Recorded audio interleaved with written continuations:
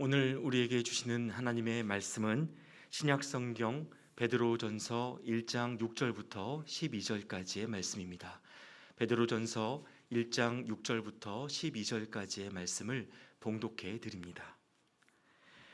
그러므로 너희가 이제 여러 가지 시험으로 말미암아 잠깐 근심하게 되지 않을 수 없으나 오히려 크게 기뻐하는도다. 너희 믿음의 확실함은 불로 연단하여도 없어질 금보다 더 귀하여 예수 그리스도께서 나타나실 때에 칭찬과 영광과 존귀를 얻게 할 것이니라. 예수를 너희가 보지 못하였으나 사랑하는도다. 이제도 보지 못하나 믿고 말할 수 없는 영광스러운 즐거움으로 기뻐하니 믿음의 결국 곧 영혼의 구원을 받음이라. 이 구원에 대하여는 너희에게 임할 은혜를 예언하던 선지자들이 연구하고 부지런히 살펴서 자기 속에 계신 그리스도의 영이 그 받으실 고난과 후에 받으실 영광을 미리 증언하여 누구를 또는 어떠한 때를 지시하시는지 상고하니라. 이 섬긴 바가 자기를 위한 것이 아니요 너희를 위한 것임이 계시로 알게 되었으니 이것은 하늘로부터 보내신 성령을 힘입어 복음을 전하는 자들로 이제 너희에게 알린 것이요 천사들도 살펴보기를 원하는 것이니라. 아멘.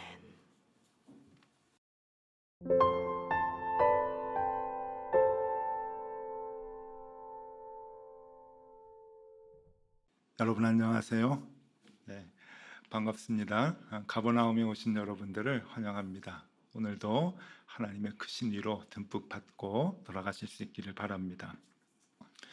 오늘은 시험 얘기를 좀 해보려고 하는데요. 인생은 어려서부터 다 살기까지 시험의 연속인 것 같습니다. 학생 시절에는 학교에서 보는 중간고사, 기말고사, 또 대학 입시 이런 이제 시험 때문에 많이 힘들었는데 어른이 되고 나면은 인생의 문제들이 너무 많아서 참 많이 시달리곤 합니다. 여러분들께 좀 여쭤볼게요. 학교 다닐 때 시험이 쉬웠습니까? 인생을 살아가시는데 당하는 시험이 쉽습니까? 아마 대부분이 인생 살아가는데 문제가 더 풀기 힘들 거라 그렇게 여기실 겁니다. 왜냐하면은 답을 좀처럼 찾기가 어렵기 때문에 그렇습니다.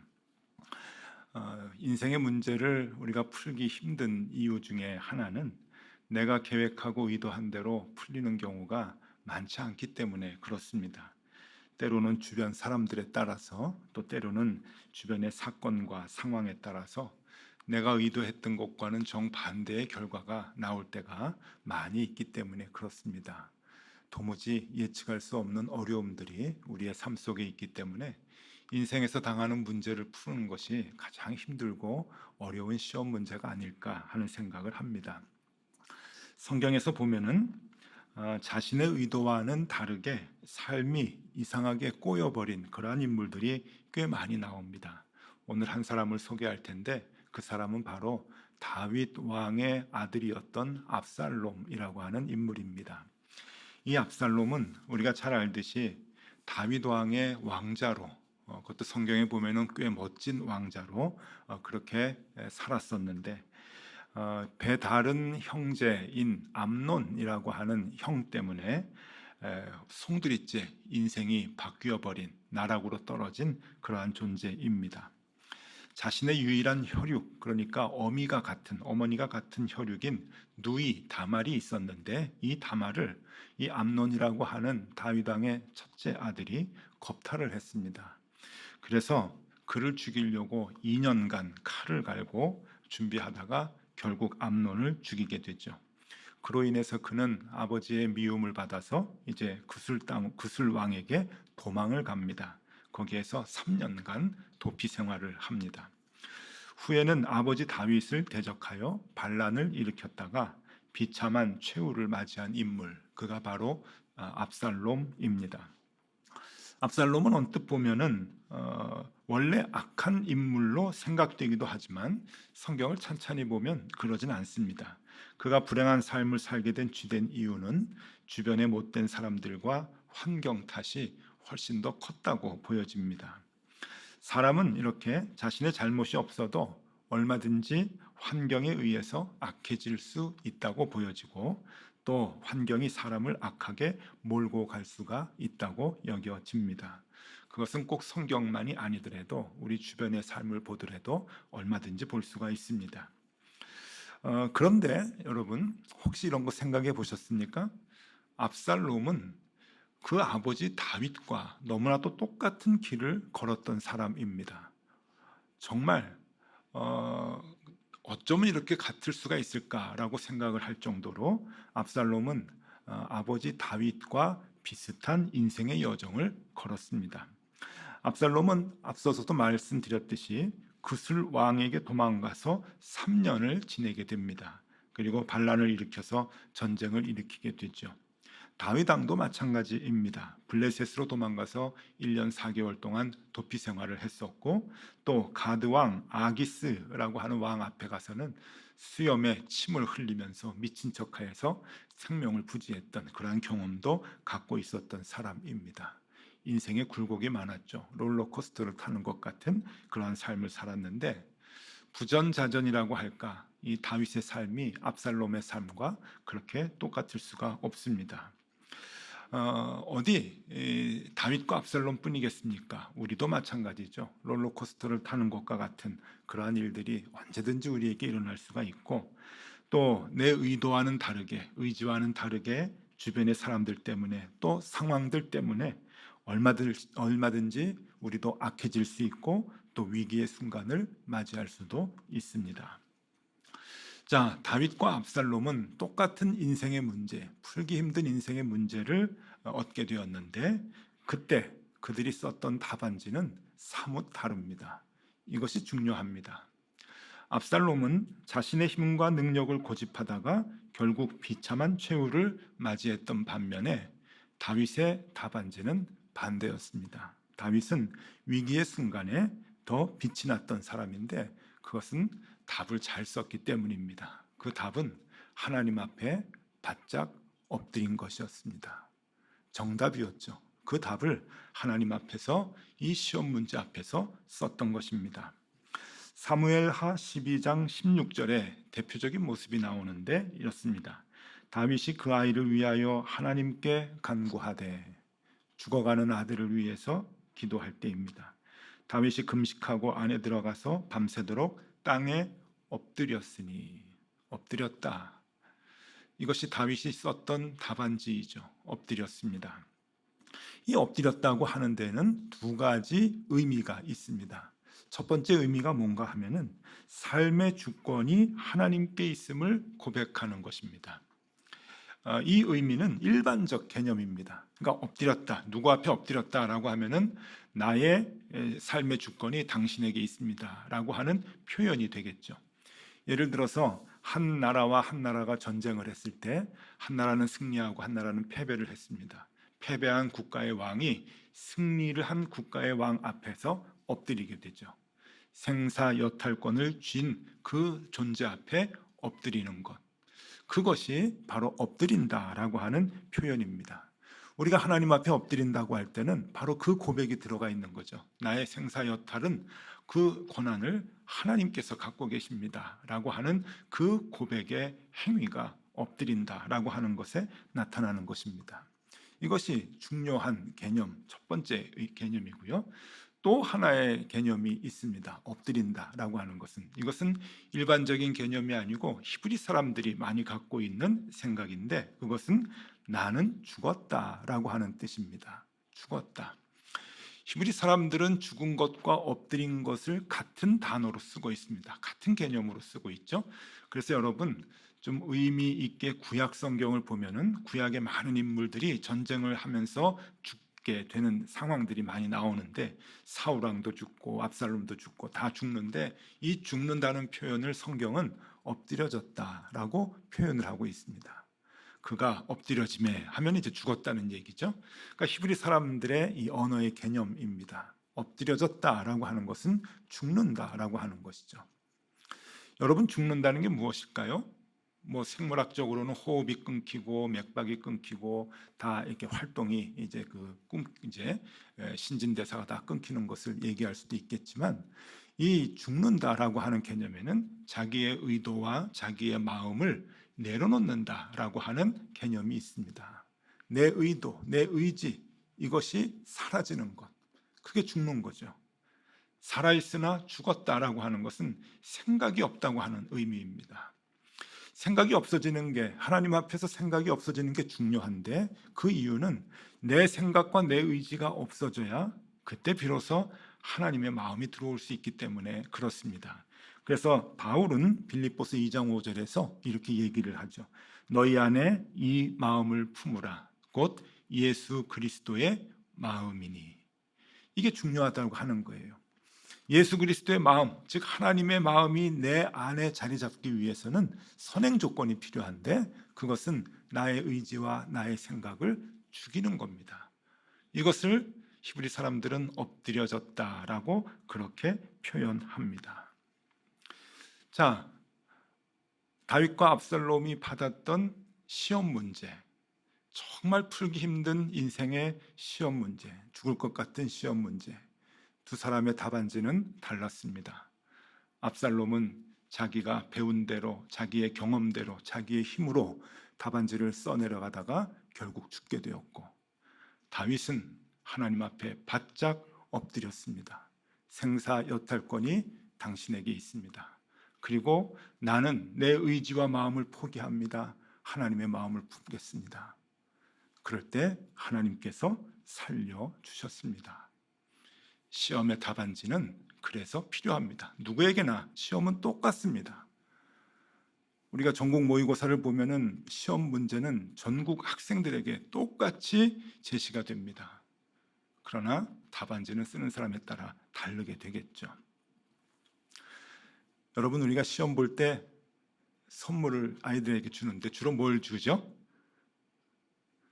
엿 많이 주지 않습니까? 예. 엿 먹으라, 그리고 이제 엿을 주는데, 그 의미가 뭐죠? 딱 붙으면 이제 떨어지지 말아라. 그리고 이제 엿을 주는데, 제가 이제 일본에 좀 오래 살았잖아요. 일본 사람도 주고받는 게 있습니다. 시험 때 수험생들에게 주는 게 있는데, 뭘 주는지 혹시 아시나요? 떡을 많이 준다고 생각할 거예요. 오모찌 해가지고 이렇게 떡을 줄 거라 생각하는데, 떡을 뭐 주기도 하는데요, 사과 많이 줍니다. 사과. 합격 사과라고 해가지고 합격 사과 이제 많이 이제 주는데요. 합격 사과를 주게 된 유래가 있습니다. 여러분, 사진 한번 좀 보여드릴게요. 1991년도에 일본에 있는 아오모리 현에 태풍이 아주 크게 불었습니다. 그때 아오모리라고 하는 곳에 사과 농사를 많이 사람들이 짓는데, 사과가 90%가 낙과가 됐습니다. 떨어졌죠. 여기 아오모리를 좀 설명해 드릴 필요가 있는데, 일본은 큰 섬이 4개로 이제 구성이 되어 있는데, 가장 큰 섬, 중앙의 가장 큰 섬, 도쿄도 있고 오사카도 있는 그 큰 섬, 본섬이라 그러는데, 이 섬의 맨 북쪽, 그러니까 지도로 보면은 북해도의 바로 밑에, 거기가 이제 아오모리 현입니다. 여기는 이제 기후가 좋고 사과 재배에 아주 적당해서 옛날부터 사과 농사를 대부분 짓고요. 이 사과가 일본에서 가장 유명합니다. 아오모리 사과가 보통 다른 곳 사과보다 2배 이상 값이 이렇게 비싸게 팔리는 곳이죠. 맛있습니다. 이 아오모리는 지리적 특성상 태풍이 그렇게 비교적 많이 가는 쪽이 아닙니다. 일본에 태풍이 많은데 밑에 남부지방이나 중부지방까지는 많이 가는데, 이 북쪽으로는 태풍이 많이 안 가거든요. 근데 어쩐 일인지 1991년도에 큰 태풍이 2번 지나갑니다. 그래서 이 아오모리에서 농사를 짓던 사람들이 사과가 90%가 떨어지는 바람에 참 많이 힘들고 어려웠던 때였다고 얘기합니다. 자, 사람들이 한 해 농사 다 망쳤습니다. 손해가 막중한데 어떻게 하면 좋을까 시리에 빠져 있는데, 한 마을에 회의를 하는데 청년 한 사람이 이제 아이디어를 냅니다. 여러분, 아직 매달려 있는, 떨어지지 않은 사과가 10%가 있습니다. 우리 이것을 나중에 잘 익으면은 안 떨어졌다라고 하는 의미로 동경에 가가지고 수험생들한테 팝시다, 그런 거예요. 그래서 그 사과에다가 합격이라고 하는 이제 스티커를 붙이기 시작을 합니다. 그래서 이제 붙였어요. 이렇게 합격 해가지고 여기 저기 이제 햇빛이 들어가면은 저 이제 테이핑 한 대만 이제 그 노랗게 되거든요. 나중에 그걸 띄게 되면은. 그래서 이제 합격 사과를 만들어 가지고 팔았는데 얼마나 불티나게 팔렸는지 여러분 그 해에 그 상품을 한번 좀 보여드리면은요. 네, 이게 하나씩 포장을 해가지고 안 떨어진 사과다. 어찌 나의 링고 해가지고 떨어지지 않은 사과라고 해가지고 팔았습니다. 대개 그 일본에서 사과 한 알에 한 100엔 내외 합니다. 한국 돈은 한 1,000원 정도 하죠. 근데 아오모리 사과는 워낙 좋아서 150엔에서 한 200엔 정도 하거든요. 근데 90%가 떨어졌으니까 얼마나 손해가 막중하겠어요? 막심하겠어요? 그런데 저 사과가 만행씩 팔렸습니다. 그해 만행씩. 없어서 못 팔았죠. 그러니까 그 손해가 다 상쇄가 된 거예요. 오히려 더 수입이 많아졌습니다. 여러분, 아오모리 사람이 가만히 있었겠어요? 아니에요. 그 다음에는 태풍이 없어도 다 합격 사과를 만듭니다. 그래가지고 다음 사진 보면은 농장마다 다 합격 사진 스티커를 붙여가지고 합격 사과를 만들고, 그리고 보세요. 이 학생들이 이제 시험 보는 모습인데 사과를 먹기도 하지만 이게 책상에다 올려놓고 시험 보기도 하는 그러한 이제 그 풍습까지 나타나게 됩니다. 그래서 지금도 여러분 한국에도 들어왔어요. 한국에도 합격 사과라는 게 있어서 수험생들한테 이제 선물 주고 그러는데 일본에서 이제 만들어진 겁니다. 이게 이제 사회적으로 큰 이슈가 돼서 일본 이제 기업에서는 직원들에게도 교육을 시켜요. 무슨 교육을 시키냐면은 10%의 긍정적 요소가 있다라고 하는 거예요. 아무리 부정적 요소가 많아도 90%의 부정적 요소가 있다고 해도 그 안에 10%의 긍정적 요소가 반드시 있다. 10%의 긍정 효과라고 하는 것이 나오게 됩니다. 그래서 시험 잘 봐라 라고 이제 하는 거겠죠. 여러분 세상 사람들도 아무리 힘들고 어려워도 90%의 부정적 요소가 있다고 해도 10%의 긍정적 요소도 함께 있다고 하는 것을 압니다. 그것을 보라고 얘기하죠. 자, 시험 문제 잘 써라, 답안지 잘 써라, 그래서 떨어지지 말고 합격하라 그러면서 떡도 사주고 엿도 사주고 일본 사람들은 사과도 사주고 그러는데 여러분 시험 잘 봐야 되겠죠. 모범 답안 쓴 분들의 답안지를 지금부터 좀 소개해 드리겠습니다. 먼저 베드로입니다. 베드로 사도는 이런 인생의 문제에 어떻게 답안지를 써야 하는가라고 하는 것을 우리에게 얘기해 줍니다. 오늘 본문 말씀 6절입니다. 베드로전서 1장 6절에 이렇게 얘기합니다. 그러므로 너희가 이제 여러 가지 시험으로 말미암아 잠깐 근심하게 되지 않을 수 없으나 오히려 크게 기뻐하는도다. 예, 시험은 누구에게나 다 힘들죠. 그러나 공부 잘하는 아이들에게는 기쁜 일입니다. 왜냐하면 그 관문에서 합격을 하는 순간이기 때문에 그러는 거죠. 옥석이 가려지는 순간이기 때문에 그러는 거죠. 그래서 오히려 크게 기뻐합니다. 자, 이 6절 말씀에서 제 마음에 깊이 들어온 단어가 하나 있는데 그것은 잠깐이라고 하는 단어입니다. 잠깐. 이 시험이 힘들고 어렵죠. 근데 잠깐입니다. 이 잠깐이라고 하는 것은 하나님의 시간 개념인데 이 하나님께서 우리 마음에 시험을 치르고 있는 우리 마음에 하나님의 마음이 들어오도록 하는 그 시간이 잠깐이라고 하는 겁니다. 그러니까 이 시간은 상황에 따라서 많이 다르죠. 모세는 40년이 걸렸고 아브라함은 25년이 걸렸고 그리고 야곱은 20여 년이 걸렸고 요셉은 13년이 걸렸습니다. 저도 인생의 큰 문제 풀어가는데 17년이라고 하는 세월이 걸린 경험을 갖고 있습니다. 그러면 여러분, 대부분 이 문제는 다 20년 정도 가야 되는가? 내가 지금 힘들고 어려운 문제 닥쳐 있는데 그것은 한 10년 넘게 풀어야 되나? 그렇게 생각하실 수도 있는데 그렇지 않습니다. 여러분, 삭개오와 바울은 채 1시간이 걸리지도 않았습니다. 그리고 우리가 잘 알듯이 예수님 돌아가실 때 오른편에 있었던 강도는 1분도 채 안 걸렸을 겁니다. 이 시간이라고 하는 것은 물리적으로 어느 정도가 필요하다라고 하는 것이 아니라 하나님의 마음이 우리 안에 들어오게 되는 상황을 얘기하는 것이죠. 그러니 어떤 상황 속에서는 10년, 20년이 걸릴 수도 있지만 어떤 상황에서는 순간이 될 수도 있는 것입니다. 중요한 것은 시험 보는 자들에게 우리 마음 가운데 하나님의 마음을 품고 있느냐 없느냐라고 하는 것이 중요하다고 하는 것입니다. 그래서 베드로전서 1장 7절에 이렇게 얘기하죠. 너희 믿음의 확실함은 불로 연단하여도 없어질 금보다 더 귀하여 예수 그리스도께서 나타나실 때 칭찬과 영광과 존귀를 얻게 할 것이니라. 조금 말씀이 어려워요. 베드로 사도가 조금 무식했는데 베드로서를 보면 조금 어렵습니다.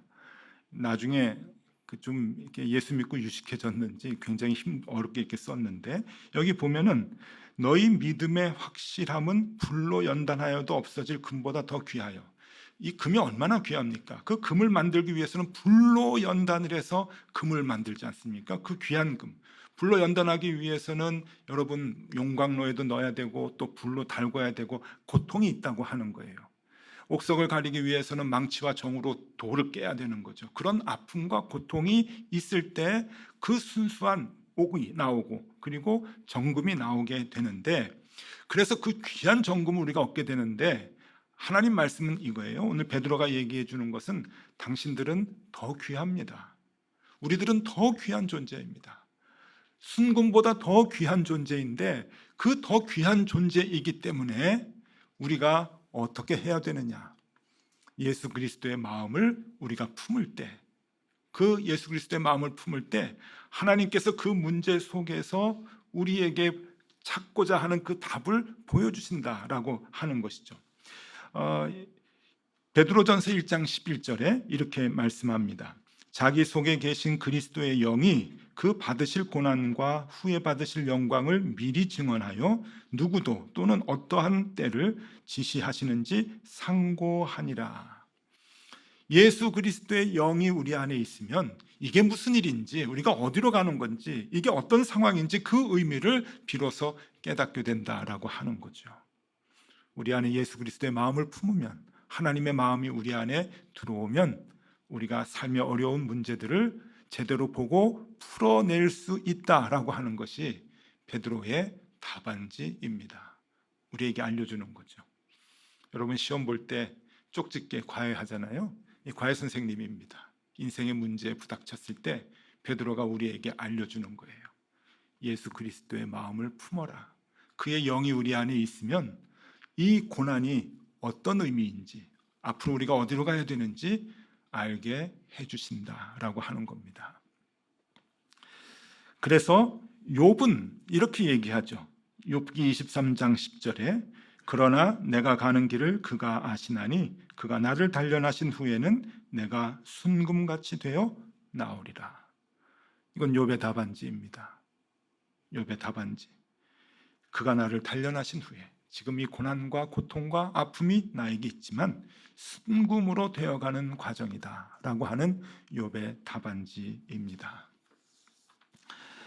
자, 여러분 우리와 함께 이 시대를 살았던 디틀리 본회퍼 목사님의 답안지도 한번 좀 보여드리고 싶습니다. 본회퍼 목사님 잘 아시죠? 우리 아주 유능한 신학자였다가 나치에 저항하다가 몸으로 그리스도인의 삶을 살다가 사형을 받으셨던 이제 그러한 분입니다. 그가 이 디틀리 보네포 목사님에 관한 책이 이제 나왔는데요. 기독교는 정말 비겁할까라고 하는 책입니다. 이 책은 보네포 목사님이 평소에 쓰셔서 출판했던 책이 아니라 돌아가시고 난 뒤에 그의 원고들, 출판되지 않은 원고들을 모아가지고 후대 사람들이 출판을 했던 책이고, 이제 그것을 한국어로 이제 번역을 해서 이제 출판이 되었는데, 여기에 보면 디틀리 보네포 목사님의 이 답안지, 이분은 이런 문제에 어떻게 답안을 썼는가라고 하는 것을 보여주는 글이 있습니다. 소개해 드립니다. 감수성이 예민한 사람들은 여러 가지 실망스러운 일을 반복해서 겪게 되면 쉽게 허무주의에 빠져 체념해 버리기 쉽습니다. 맞죠? 반복되는 고통을 이겨낼 수 있는 사람이 누가 있겠습니까? 한 번, 두 번쯤은 이기겠죠. 의지를 갖고. 근데 이것이 여러 번 반복되면 다 넘어지고 그리고 절망 가운데 빠져버리게 됩니다. 그래서 보네포 목사님은 이렇게 얘기합니다. 그러므로 하나님과 고통이 서로 모순되지 않으며 오히려 필연적으로 일치하는 관계임을 일찍 배울수록 유익합니다. 맞죠? 어려서부터 가르치라는 거예요. 하나님의 개념과 고통의 개념은 상반된 것이 아니다. 일직선상에 있는 것이다. 필연적인 관계로 이 고난이라고 하는 것, 고통이라고 하는 문제로 인해서 하나님이 우리를 이끌어 나가신다고 하는 것을 가르쳐라, 어렸을 때부터.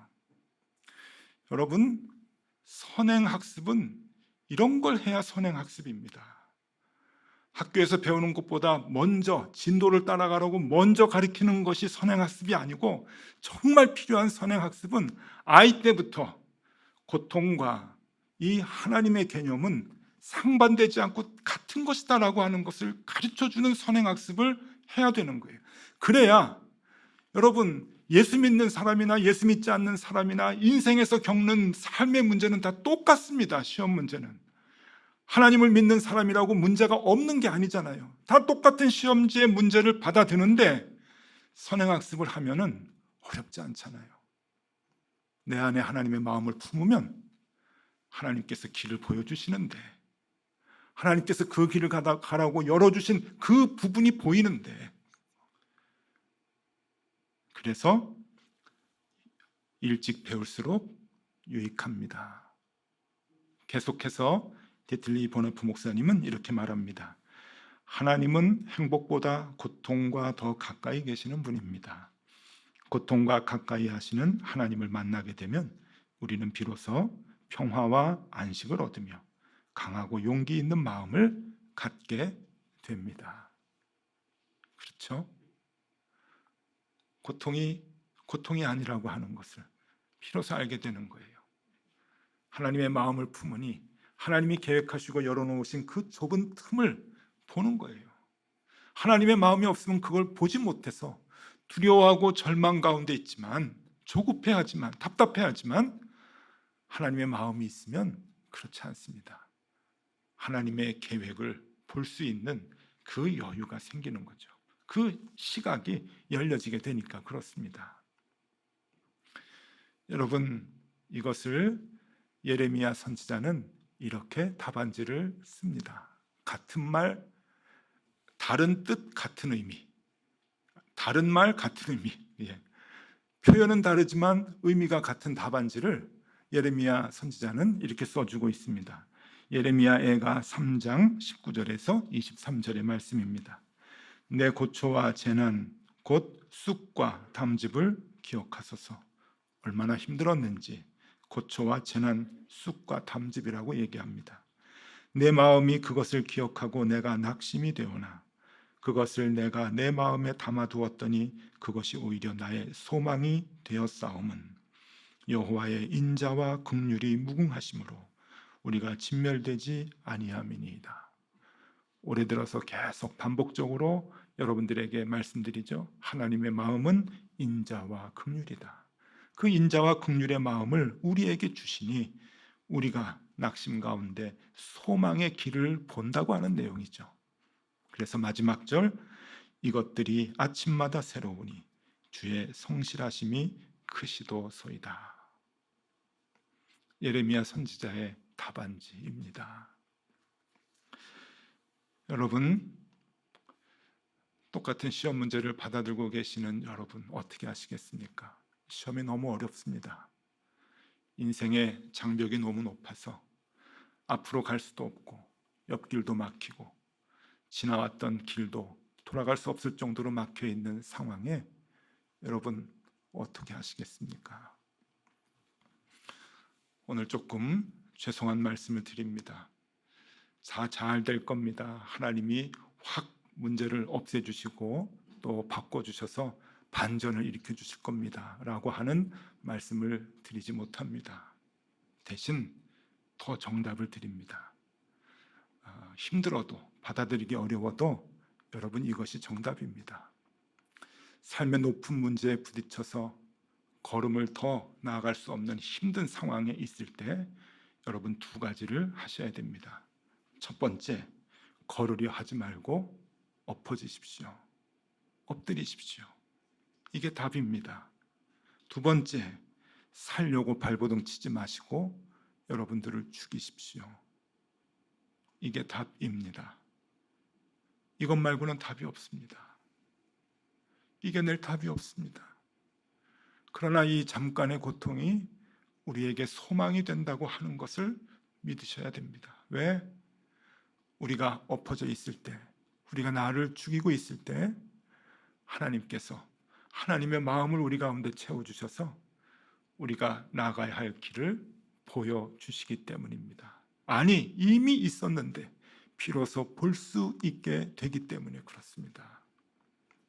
여러분, 오늘 인생의 큰 문제에 부딪혀서 힘들 때 우리가 써야 할 답은 분명하다라고 하는 것 기억하시고요.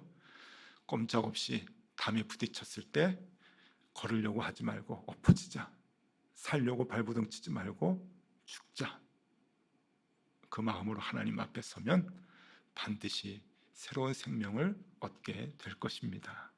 그 복을 누리시는 저와 여러분들이 다 되실 수 있기를 바랍니다. 기도하겠습니다. 하나님, 때로는 삶의 문제가 너무 풀기 어려워 어디로 가야 할지 갈 길을 전혀 모르겠습니다. 주님, 우리가 갈 길을 모를 때 인도하여 주옵소서. 어찌해야 좋을지 아무것도 모릅니다. 그럴 때 주님, 우리를 가르쳐 주시옵소서. 예수 그리스도 이름으로 기도드리옵나이다. 아멘.